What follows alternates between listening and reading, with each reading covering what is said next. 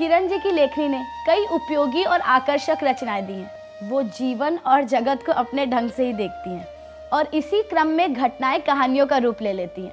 किरण जी को घरेलू, पारिवारिक और समाज में उपेक्षित वर्गों की कहानियों से एक अलग सा ही लगाव है। मानो वो ये कह रही हो कि महत्वहीनों का भी अपना ही एक महत्व है। तो चलिए हम किरण जी से रूबरू होते हैं। तो मैम, आप अपनी इस किताब के बारे में हमें कुछ बताइए। जैसे कि नाम है, दुनिया रंग रंगीली है। तो इस दुनिया के अंदर में बड़े बड़े राजा महाराजा, पैसे वाले, उनकी तो बहुत कहानियाँ, हिस्ट्री में भी सिर्फ उनका ही नाम होता है। लेकिन जब मैं अपने आसपास के लोगों को देखती हूँ तो मुझे इतना आश्चर्य होता है कि वो कोई कम नहीं है। जीवन जीने की कला में उन्होंने हम लोगों को पीछे छोड़ दिया है। कैसे कैसे वो अपना जीवन चलाते हैं। और इसलिए फिर मैंने जैसे जैसे देखा लोगों को, वैसे वैसे लिखना शुरू किया उनके बारे में। जैसे मैं एक बार क्राफ्ट मार्केट गई थी, तो वहाँ पर एक छोटा सा लड़का, एकदम हसीन सा, पतला सा, एक बड़ी सारी पार्टी लेके सामान उठाने के लिए आ गया। बोले, रे तुम बहुत छोटा, कैसे उठाएगा? बोले, नहीं नहीं मैं उठाऊँगा। तो ठीक है, मेरे साथ हो लिया। फिर मैंने साग फल लिया, उसमें रखा। फिर सामान कुछ भारी होने लगा तो मैंने कहा कि अब मैं कुछ उठा लेती हूँ। मैंने हाथ में, नहीं नहीं आप नहीं उठा सकते, मैं लूँगा। मेरा तो मन एकदम भीग गया कि किसी माँ ने किस मुश्किल में आके इस छोटे से पतले से हसीन लड़के को सामान उठाने के लिए रखा है।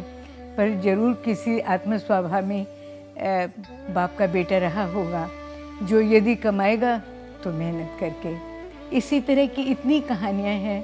तो आप बताइए, अभी छोटी सी कहानी पर कितना मन को छू जाती है और लोग उसे उपेक्षा करके चले जाते हैं जैसे कुछ हुआ ही नहीं। तो इसलिए मेरे मन में उस उपेक्षित वर्ग के लिए बहुत सराहना है। इसमें मैंने बहुत सारी कहानियाँ उसी टाइप की लिखी हैं और अपने खुद के ऊपर में भी एक लिखी है, जो कि इन सब कहानियों के पीछे कि 1960 में कलकत्ता जैसे कोई पेरिस हुआ होगा, ऐसा था। खूब नाच गाना, पार्क स्ट्रीट में उठा पटक, और मैंने polo match, tennis match, music conferences, मतलब हम लोगों को 1 मिनट का भी टाइम नहीं मिलता था। फिर 4-5 बरस ऐसे ही नाचते कूदते निकल गए। एक बार मैं दिल्ली में थी तो वहाँ पर मेरी सहेली थी, उनके हस्बैंड यूएनओ के एम्बेसडर थे दिल्ली में। तो वो मुझे बोले कि आज मुझे एक जगह जाना है जहाँ की छोटे बच्चे, परित्यक्त जो बच्चे हैं, उनके बारे में हम लोग एम्बेसडर्स की वाइफ्स देखती हैं। मैं बोली मैं भी साथ चलूँगी।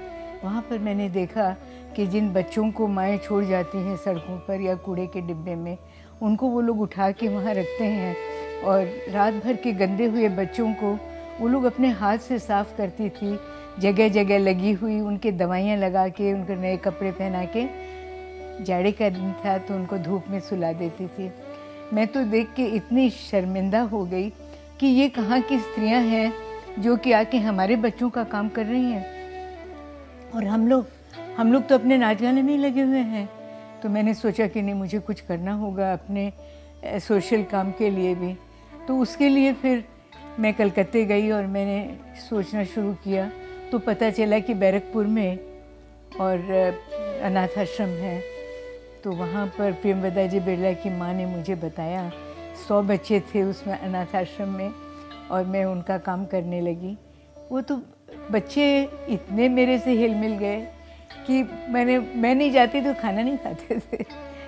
और मेरे बच्चों को मैं बोलती थी, तुम लोगों की खुशामद करती हूँ, तो ऐसे मत समझना कि तुम ही कोई मेरे बच्चे हो, ये मेरे बच्चे हैं सारे जो कि मुझे तुमसे ज़्यादा प्यार करते हैं। उनके बारे में मैंने लिखा और फिर मेरे मन में आया कि दरे हबीब भी है, बुतकदा भी और काबा भी। ये देखना है कि सुकून अब कहाँ से मिलता है। ज़मीन में आके दिमाग आसमान से मिलता है।